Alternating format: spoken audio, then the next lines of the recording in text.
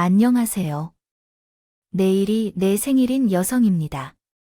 나는 제 생일에 대해 아는 것만 알았지만 나이를 먹는 것을 잊고 살아왔어요. 깨닫는 순간 벌써 많은 일이 지나갔네요. 저는 동갑내기들에 비해 삶이 많은 변곡점을 맞았습니다. 이제 나의 2막을 마무리하고 3막을 시작하고자 합니다. 나의 1막은 부모의 기대에 부응하며 달려온 시련의 과정이었고 2막은 결혼으로 시작된 배신의 시간이었죠. 그래서 이제 시작하는 3막은 다른 사람과 마찬가지로 보통의 삶을 살아가길 바라는 마음뿐입니다. 최근 들어 판과 반이 되는 삶만큼 행복한 삶도 없다는 생각이 드는 요즘이에요. 아마도 제 인생이 너무 옛날 일에 길들여져 있던 탓인지도 모르겠네요. 저를 낳아주신 부모님은 전생의 원수가 환생하게 만난 사람들이었는지도 모르겠어요. 기억으로는 매일 싸움 없는 날은 거의 없었을 정도였죠. 어느 쪽이 죽어야 할지 끝나는 싸움은 중학생이 되어 엄마께서 암으로 세상을 떠난 후에야 끝이 났어요. 아빠와의 갈등이 그리운 소중한 엄마였지만 두 분께서도 2번 다시 나타나는 사람이 없었어요. 엄마는 명문대를 나왔지만 능력이 없는 아빠를 대신하여 가정을 챙기고 경제활동까지 했어요. 또한 쟤를 홀로 집에 두고 일하러 다니기 힘들어서 근시학을 이용하곤 했어요. 집에서 수학과외를 시작하신 엄마는 대학생 때부터 과외를 해서 등록금을 벌여왔던 경험이 있어서 전문 강사 못지않게 실력이 뛰어났어요. 그 덕분에 다른 선생님들보다 여러 가지 핸드키드가 있는데도 불구하고 엄마에게 배우려는 학생들이 끊이지 않았죠. 엄마의 집은 저녁 시간이 되면 인근 중고등학생 언니, 오빠들이 붙잡아가곤 했어요. 심지어는 알지 못하는 소문을 듣고 타 지역에서도 수업을 받으러 오는 정도였거든요. 엄마는 낸 평일, 주말, 할 것 없이 열심히 일을 해야 했어요. 남들에게 보기엔 뿐만 아니라 시집에 가서 부모의 회사를 물려받을 남편을 둔 주부가 왜 그렇게 열심히 노력을 보이며 살았을까 생각했을 겁니다. 이유가 있었어요. 바로 철없는 우리 아빠 때문이었죠. 애초에 네가 펜펜해 보이지 않았어도 우리가 결혼할 일은 없었어. 너도 나를 알잖아. 난 한 여자에게 정착해서 살 수 있는 놈이 아니라고. 그래. 나한테 공부를 가르칠 일인데 왜 여자 냄새는 풍겨서 인생을 망친 거야? 난 어차피 어쩌나. 네가 임신하는 바람에 난 20살에 유부남이 돼버렸단 말이야. 너만 빼면 나 이렇게 안 될 거야. 그러니까 내 탓 말고 내 자신을 탓해. 내가 바라는 대로 결혼을 해줬으니 더는 내 발목을 싸매지 말라고. 아빠는 애초에 가장의 책임감 따위는 없는 사람이었어요. 큰 사업체를 가진 집안의 둘째 아들인 아빠는 공부에 소질이 없는 날쌘 사람이었어요. 학생이었습니다. 그래서 대학에도 못 가고 나이롱 죄소인으로 살고 있었어요. 친할머니는 이렇게 된 아들을 어떻게 할지 모르겠어요. 대학에 널리을 생각해. 대학가에서 이름 날리던 과외 선생이 다른 사람의 엄마를 집꼬바 선생으로 삼았어요. 어려운 처지 때문에 무슨 학생인지도 모르는 엄마는 교육부 메달을 제안을 받아들였어요. 큰 걸 바라는 게 아니에요. 우리 지방대라도 좋으니 대학에 들어가게 해주세요. 그러면 그쪽 졸업할 때까지 학비와 생활비는 제가 내겠어요. 망나니 아들을 대학에 넣고 싶기 때문에 명문대 장학생인 그 가족을 집에 아예 불러들이는 친할머니는 아직 우직한 먹거리도 되지 않았습니다. 자신의 고향이 앞으로 생선을 가져다 주었다는 것을 알게 되었어요. 한창 여자에 관심이 많았던 나의 어떤 아빠는 인물이 좋았던 엄마를 가만히 두지 못했죠. 입지 과외 선생으로 들어온 지 반년도 안 됐을 때 엄마가 저를 임신했고 그 사실을 알게 된 할아버지는 엄마를 며느리로 맞이하고 그런 쪽으로 아빠를 결혼에 시켰어요. 엄마와 아빠 모두 원하지 않는 결혼이었기 때문에 둘은 서로 마주치기만 해도 싸웠죠. 서로가 서로의 인생을 망쳤다고 생각한 아빠가 군대에 있을 때 엄마는 저를 키웠어요. 총명한 며느리를 대학 중퇴로 집에 붙잡아두기로 했던 할아버지는 학업까지 도왔죠. 다시 한국어 문법 구조로 작성해 드리겠습니다. 당신이 가능하게 해주셨죠. 시아버지의 며느리인 사랑에 화가 난 친할머니는 할아버지 눈을 피해 엄마를 괴롭히고 있었어요. 그리고 아빠가 제대를 하자 엄마에게 한 가지 제안을 했어요. 너도 나도 서로 얼굴을 마주치면서 서 있는 것, 친구. 그런 게 사실이 아니니, 그래서 말인데, 내가 내 아들이 대학에 입학하도록 도와주면, 너희 분가가 허락한다면 서울에서 집을 한 채도 적겠다. 그리고 4년제 대학 졸업증만 따게 되면, 앞으로 아파트 한 채도 사주마. 마음에 들어? 그 말에 엄마는 아빠가 대학에 합격하기 위해 최선을 다하는 것을 알기에, 자신을 위해 서툰 희생을 강요했어요. 여자들과 함께 밤마다 생각으로 가득 찼다. 아빠는 엄마가 노력하고 있는 것을 무시했지만 그 말에는 오직 엄마의 피로가 뿜어져 나왔다. 한창 놀고 싶은 나인 거다 더 알아. 그래도 성인이라면 자신이 벌인 일에 대해 책임은 져야 하잖아. 우리 민정이 나 혼자 만든 아 아니야. 그러니까 당신도 아빠 놀이는 해야지. 당신의 대학만 들어가면 그날부터 나 당신 인생에 터치 안 할 거야. 바람을 피된 딴 살림을 처리되지 않을 테니까 대학만 들어가자. 내가 책임지고 당신 대학 보내줄게. 아빠는 자기 인생에 터치 않겠다는 엄마 말에 그날부터 공부를 시작했고 엄마는 쪽지게 과외 선생 명성에 걸맞는 실력으로 꼴통 남편을 갈 곳 대학에 입학시켰다 써요. 비록 서울에 있는 대학은 아니었지만 4월 빈 교외에 있는 대학이라 아빠를 아는 사람들은 다들 놀라지 않을 수가 없었죠. 그렇게 하여 엄마는 아빠가 대학에 합격하여 전학을 해야 할 수 있었어요. 그러나 친할머니가 약속했던 아파트를 결국 받지 못했어요. 아빠가 수업 빠진 날과 학점 부족으로 제적되었거든요. 이미 집까지 꾸리고 살려는 아들을 나몰라라 할 수 없어서 할아버지는 아빠를 위해 회사에서 일자리를 마련해 주셨어요. 때문에 자기 자신 때문에 체면을 깎여가며 낙하산을 타고 절대로 포기하지 않고 꿋꿋하게 노력한 걸 알면서도 아빠는 변하지 않았죠. 회사 업무는 뒷전이 되고 아버지는 놀러 다니느라 정신없었어요. 엄마에겐 약속한 일을 하지도 않고 여자들이랑 노는 걸 좋아했어요.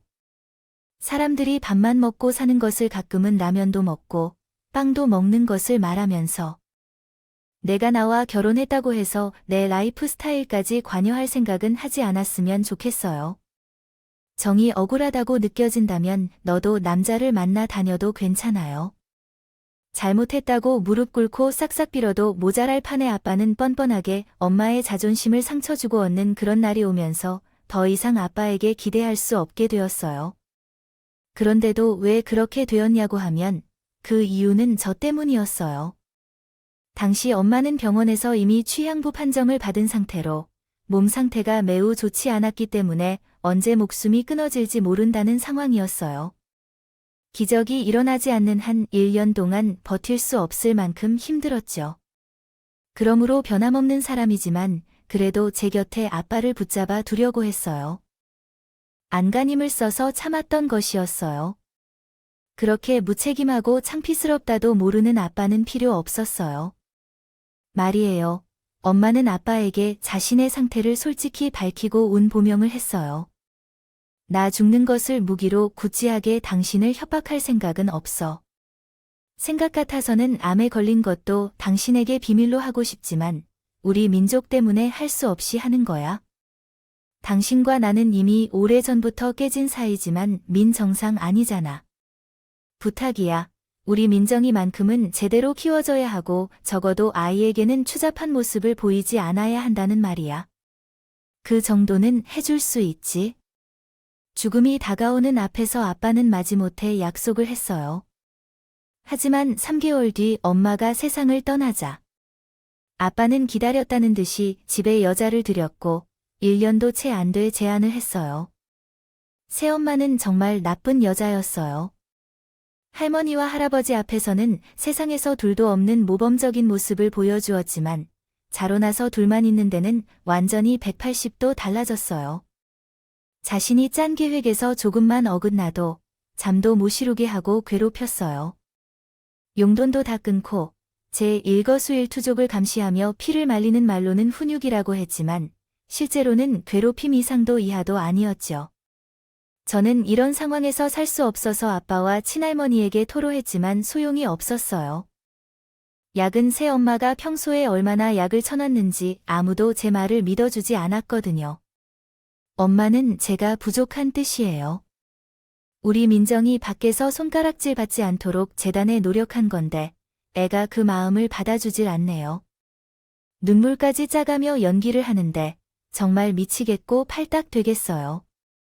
거기다 제가 훔치지도 않은 돈을 훔쳤다고 아빠한테 이르지 않나?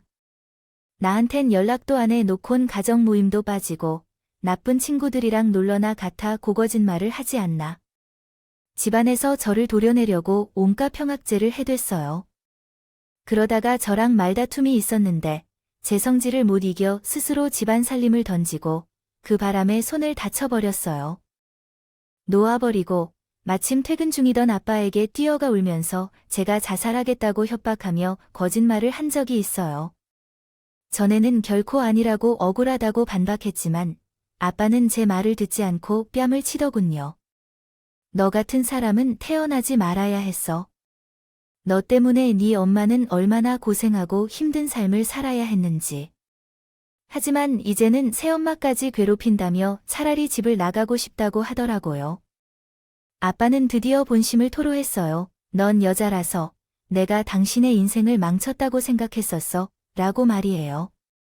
이런 말을 듣고는 집에 서 있을 수가 없었어요. 그래서 그렇게 길을 나왔습니다. 전엔 지갑도 없이 집을 나왔고 정처 없이 걷다가 촬영해서 길을 잃었었죠. 한참을 걷다 보니 처음으로 마부가 있는 동네였어요. 공원 화장실에 들어가 문을 잠그고 그날 밤을 거기서 보냈어요. 잠도 오지 않아서 혼자 버려진 기분이 들었거든요. 날이 밝자 청소를 하는 아줌마가 들어와서 여기서 밤새 자냐고 물어봐서 겁이 나 도망쳤어요. 그렇게 한참을 달려 도착한 곳은 재래시장이었어요. 어디선가 풍겨오는 구수한 냄새에 이끌려 백반집에 들어갔어요. 전화로 한 끼도 못 먹은 배에서 꾸르륵 소리가 들려서 식당으로 들어갔죠. 자리에 앉자마자 주인 아주머니는 밥상이 제 앞에 차려졌어요. 백반 하나만 파는 집이어서 따로 주문을 할 필요가 없었거든요. 뚜껑을 열자마자 밥이 나왔는데 마치 개가 눈을 감추듯이 빠르게 서빙해 주시더니 금방 퇴계운전했어요. 그제야 깨달은 건데 돈이 없다는 거려. 도대체 어떻게 하나 고민하면서 주위를 살피고 있었어요. 그런데 시장 손님들로 가게가 북적거리더니 기회가 왔다 싶어서 도망치려 했죠. 주인 아주머니를 피해 가자니 마침 안으로 들어오던 손님과 부딪히면서 넘어져 엉덩이를 다쳤어요. 그래서 주인 아주머니가 주방에서 나오셨어요. 그때 손님이 깜짝 놀라셔서 사색이 된 나를 쳐다보더군요. 밥을 먹었으면 돈을 내야지. 어디 쥐새끼처럼 도망치려 들어 그래도 막상 일어나려고 하니 눈 이렇게 끝나버렸어요. 소리가 들려 손님 한 분이 그대로 경찰을 불러오겠다고 하자 아주머니가 말려주셨어요. 됐어. 경찰이 오면 돼. 밥값 내줄 테니까 괜히 바쁜 시간에 파출소 들락거리는 건 나쁜 짓이야. 네, 밥값 대신 설거지를 해줄 거야. 안 그래도 일손이 부족해서 사람들을 참게해왔는데 잘 됐다. 설거지는 잘 할 텐데 그렇게 나는 무단으로 주식을 먹자 해서 주방에 들어가 설거지를 하게 되었어요. 빙그레한 시간 내내 들어와서 잠시 미둘러 설거지를 하게 되었죠. 3시가 넘어가면서 손님이 줄어들자 아주머니가 자리로 불러서 앉아라. 금강산도 식후경이라는데 뭐야? 힘내, 세일하러 갈 거야. 차는 별로 없어도 허기는 면할 수 있을 거예요.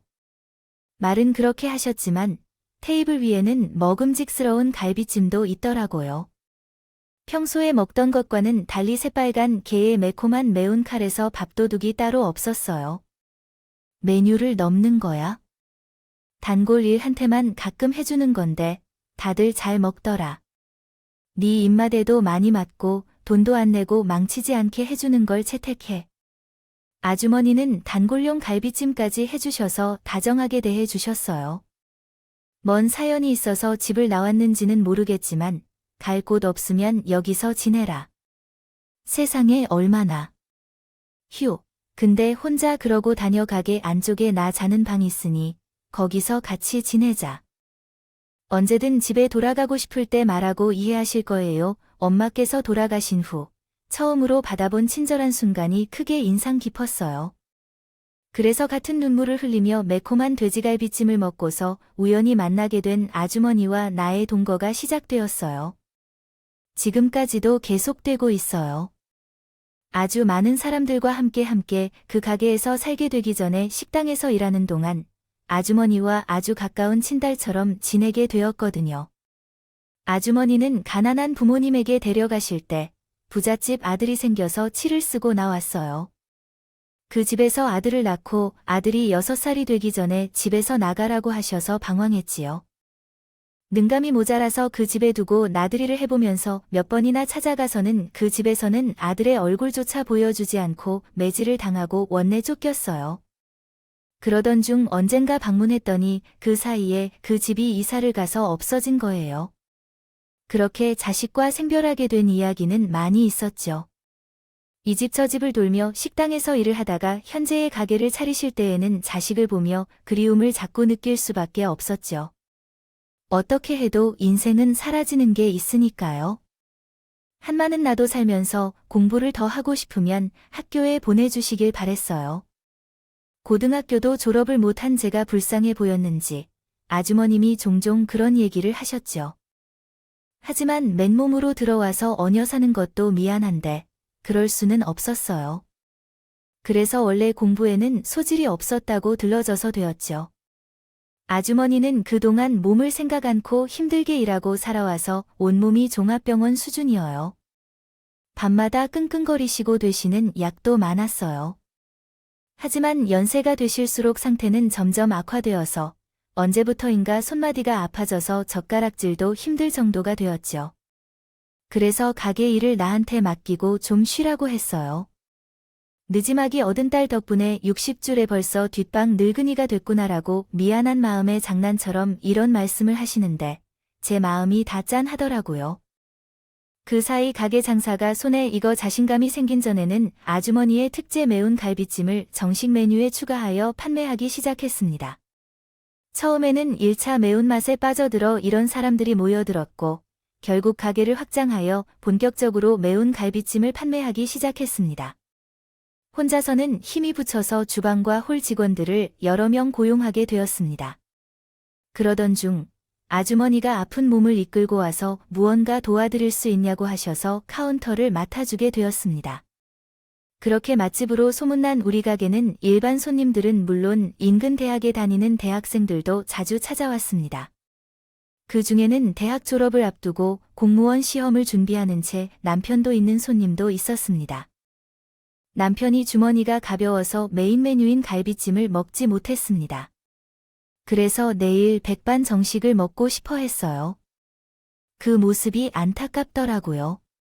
그래서 하루는 갈비찜 몇 토막을 접시에 담아주었더니 다음 날에 선물로 머리핀을 하나 사다 주었어요.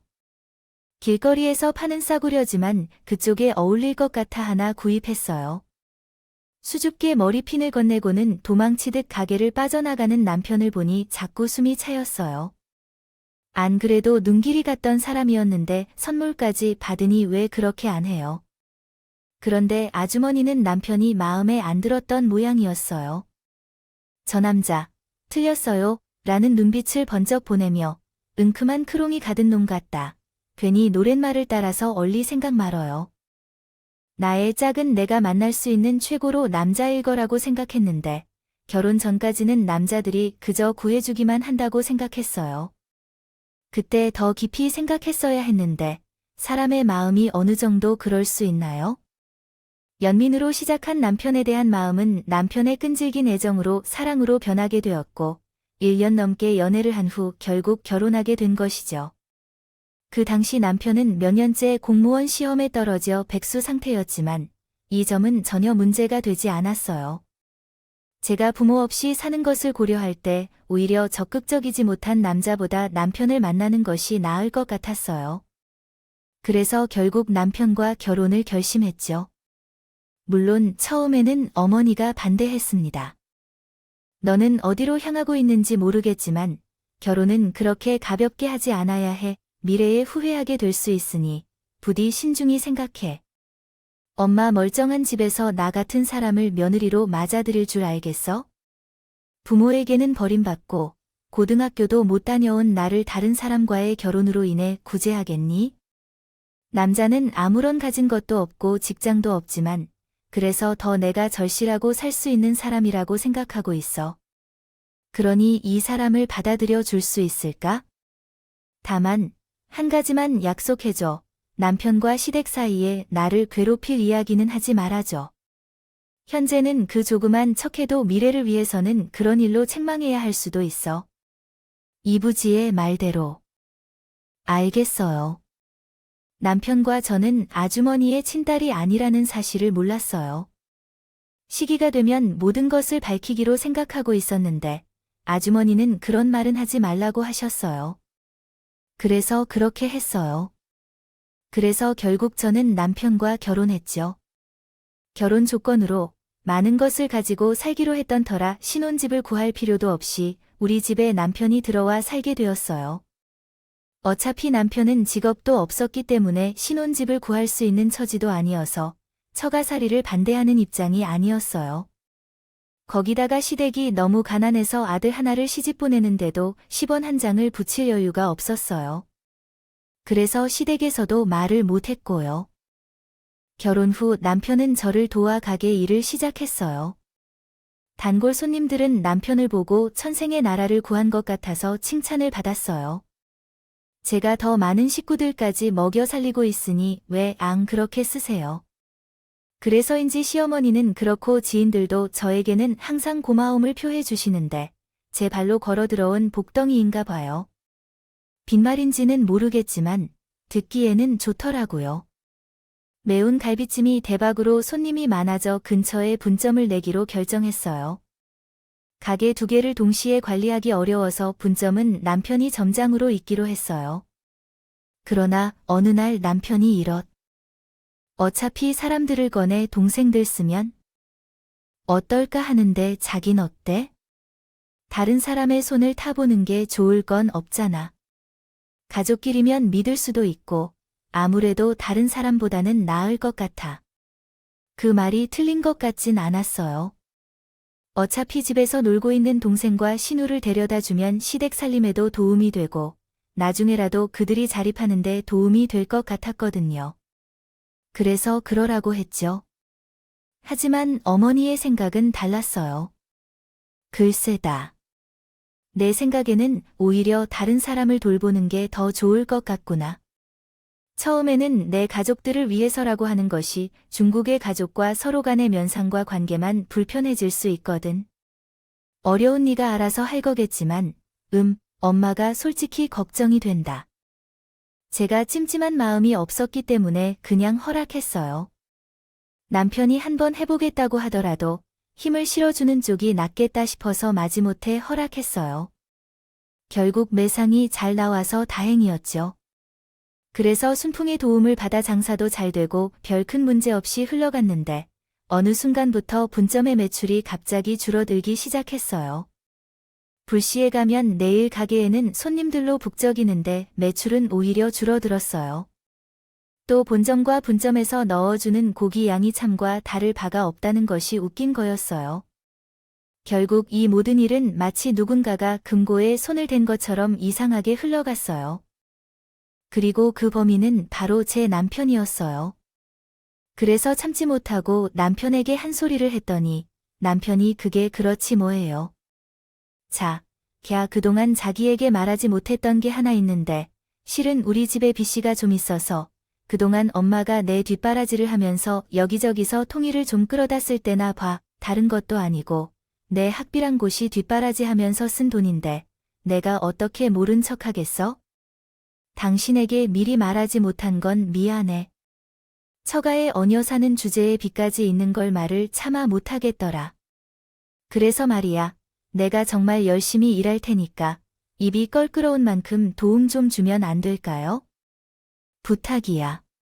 확인해 주세요. 그렇게 가난한 집에서 아들을 대학 공부까지 시키려면 돈이 한두 푼 더럽게 써야 해요. 있는 사람들한테는 별거 아닌 푼 돈이겠지만 없는 사람한테는 먹고 살려는 돈도 무시할 수 없는 눈물이니까요. 그래서 그 비스엔 분 전매상에서 갚아나가라고 허락해 주었어요. 사실 분 잠을 차린 이유가 있었어요. 언제라도 아주 많은 사람들이 찾게 되면 아주머니한테 받은 가게를 돌려줄 생각을 하고 있었거든요. 그래서 그때를 대비해 미리 차려둔 거였어요. 물론 남편한테는 비밀로 해 시간이 지나 분점도 자리를 잡았고 모든 게 순조롭게 흘러가고 있었어요. 그러던 중 샤머니 환갑이 다가왔죠. 남편은 모처럼 장남 놀이미 것 같다며 어머니의 환갑을 축하하기 위해 가족들과 함께 효도 관광을 떠나자는 제안을 받았습니다. 저는 장사에 전념하느라 제주도를 한 번도 가보지 못했는데 이번에 한 번 가보면 어떨까 하는 생각이 들었습니다. 그러나 가게를 우리 엄마에게 맡기고 가자는 제안을 받았지만 그렇게 되면 우리 엄마도 모시고 가야 한다고요. 저도 그렇고 우리 엄마도 함께 여행하면 좋겠지만 그렇게 하면 장모님이 편하실지 모르겠어요. 환갑 여행을 떠나는 것이 뻔하게 어렵겠지만 연세가 많으시고 체력적으로 어려워 보일 수도 있어요. 장모님과 따로 여행을 떠날 수 있는 시기가 더 나중에 올 것이니까요. 물론 남편의 주장이 틀린 것은 아니지만 혼자 두고 여행을 떠나는 것이 마음에 들지 않습니다. 그런데 어디선가 들은 얘기인데 아주머니가 먼저 그러시는 거예요. 나는 해외여행을 하지 않아. 다리도 아프고 비행기를 타는 것도 싫어서 내 걱정 말고 4일 동안 탄 여권과 가게를 내가 보고 있을 테니 걱정하지 마세요. 결국 아주머니를 남겨두고 우리 부부와 시댁 식구들만 여행을 떠났어요. 여행을 떠나기 전에 직원들에게 할 말이 있어서 푼점에 들르다가 충격적인 모습을 목격했어요. 남편의 이중적인 모습이었죠. 손님들이 다 나간 가게에서 남편과 아주머니 그리고 싸운 여직원이 말다툼을 벌이고 있었어요. 남편은 거품을 물고 소리를 지르고 있는 것이었어요. 남이 사인데 딴 주머니를 뒤적거리는 등 다른 사람의 물건을 훔치거나 다른 집의 물건을 가져다 쓰는 등의 충동을 떨쳐야 합니다. 이런 행동은 절대적으로 곤란하죠. 그래서 이런 상황에서는 장모님에게 어떤 책임이 있나요? 이 즈음에는 우리 가족 구성원끼리도 피 한 방울도 섞이지 않은즉 다른 관계가 아닌데 작정하고 장모님이 거짓말을 하고 엿을 먹였다면 왜 그런 걸 예상하지 못했을까요? 관습상으로는 피 한 방울도 섞이지 않은 상태에서도 어떤 사람을 속이며 속되게 행동하는 것은 이해할 수 없어요. 그렇지만 그런 행위를 하면서 자책하지 않고 가족을 속이고 아내가 있는 집안을 차지하는 것은 인간으로서 바람직하지 않습니다. 나이가 들면서 예의를 갖춰야 합니다. 또한 장모님 하는 말을 꼬박꼬박 사용하면서 이런 행동을 해온다면 저만큼 어쩌면 나 자신에 대한 돈을 훔치는 사람에게는 못된 결과가 따를 것입니다. 그러니까 앞으로는 가게를 차려 정직한 일을 하던지 설거지를 하던지 일을 하라고 이 집안 사람에게 조언하는 것이 바람직합니다. 그때 내가 한 번도 죽지 않았으니까 말년의 길가에서 인생 중 치고 싶지 않으면 내가 한 말을 잘 들으라고 앞으로 바깥쪽을 완전히 해버리면 내가 널 내쫓을 테니까 알아서 하세요. 칠 수 없을까? 별로 안 좋게 하네. 그러자 남편 옆에 찰싹 달라붙어 있던 젊은 서빙 직원이 한 말 했어요. 자기야, 이게 이렇게 끝낼 일이야. 저 할머니가 사장한테 우리 사이에 말 안 하기로 했잖아. 그러지 말고 지금이라도 돈 챙겨서 뛰자. 그동안 챙겨준 돈이 되겠잖아. 미쳤냐? 앞으로도 계속 꺼내 쓸 수 있는 화수분을 두고 푼도만 챙기게. 내가 그 여자를 꼬신 줄 알아? 좌충우돌. MLB도 없는 연 내가 왜 몇 년이나 궁들어 결혼하는 것까지 있을까? 꿀리는 게 있는 애들은 개처럼 지가 이쁘다 알뜰 다 해주면 꼬리를 살랑살랑 치며 평생 충성하는 멍멍이라고 그때였어요. 아주머니가 남편의 멱살을 쥔 채 난입해요. 에라이 쓰레기 같은 놈아, 너는 이러고 살고 싶냐? 내 귀한 딸을 뭐가 어쩌고 어쩌고 하면서? 너 처음 본 순간부터 이런 놈인 줄 알았다. 내 눈깔이 딱 그렇게 천하의 잡놈처럼 생겼더라. 남의 인생에 들러붙어 흡혈하는 버러지 같은 놈아, 내 오늘부터 리듬을 죽이고 떠난다. 이 할망구가 뭐래? 잡놈. 버러지. 인생이 불쌍해서 받으려고 했더니 입납을 될까봐 걱정하며 함부로 짓거리지 마세요. 이번에는 정신병원에서 처음 시간을 가져갈게요. 그 말에 순간 황당하게 돌아선 것 같더라고요. 누구를 정신병원에 보낼 건지 너부터 나부터 생각해봐야 해요. 나부터 너도 이해 못하는 쓰레기야. 힘들게 주는 삶의 특권을 당하고 나니 너도 나를 찾아내고 싶어서 피곤한 모습이 붙잡는 것 같아. 그와 동시에 내 엄마와 함께 살다가 자기 나를 협박까지 하는 거니 속으로 마음까지 더러운 손 가지고 다니면서 후회도 못하는 자식아. 더 이상 내 말은 듣지 않을 거니까 아주 조심스럽게 일에 치중해서 가보자. 부서진 집이라도 다시 시작할 수 있으니까. 또 키를 아끼더라도 그동안 거지 같은 척했어. 내 식구를 먹여 살린 그 돈이 누구 돈인 줄 아냐? 여기는 우리 엄마의 터였어. 내가 그렇게 누리던 본전 주던 취준점주가 바로 우리 엄마였어. 근데 누가 누구를 보고 이럴 수 있겠냐? 배은망덕한 새끼야. 우리 엄마가 내가 아니면 당장 입구에서 나갈 판스도 없는 새끼야. 난 너랑은 할 말이 없으니까 나가면서 그 간디가 삥땅 친 돈도 남아 있었다고 할 테니까 사형량도 늘어날 테니까. 여기 형량이라니 무슨 형량인지 몰라서 문이사기 결혼을 통한 공금 횡령한 죄값은 받아야 해. 남의 인생을 망쳐놓고 입시를 닦으려 하면 안 된다고 생각했겠니? 어차피 당신은 돈도 없으니 빵에 들어가서 몸으로라도 타고 살아보세요. 어디 한번 당해보라고. 그 길로 전 남편과 시댁 식구들을 가게에서 내쫓아버렸어요. 그리고 바로 변호사를 고용해서 소송에 들어갔습니다. 거머리 같은 그 냇길을 한 잔까지 탈탈 털 생각입니다. 다시는 인생을 그따구로 못 살도록 제대로 된 정신교육을 받으려고요. 남편의 동료 직원에게 상간녀으로 위자료 소송을 걸었어요. 그랬더니 울고불고 영서해 달라면서 그동안 남편이 빼돌린 돈과 장부를 가져왔더라고요. 그 덕분에 재판에서 유리하게 이용됐네요. 아무튼 이번 일로 깨달았습니다. 어른들이 아니다 하는 사람하고는 잘 때문에 결혼해서는 안 된다는 것은 알겠는데 또한 함부로 상대를 동정해선 안 된다는 것도 알아야 합니다. 제 사연 들어주셔서 감사합니다. 여러분들이 거머리가 아닌 나무 같은 사람들에게 둘러싸여 있기를 바랍니다. 항상 건강하시길 바랍니다. 여러분, 사연에 대한 댓글로 응원과 현명한 조언 부탁드립니다.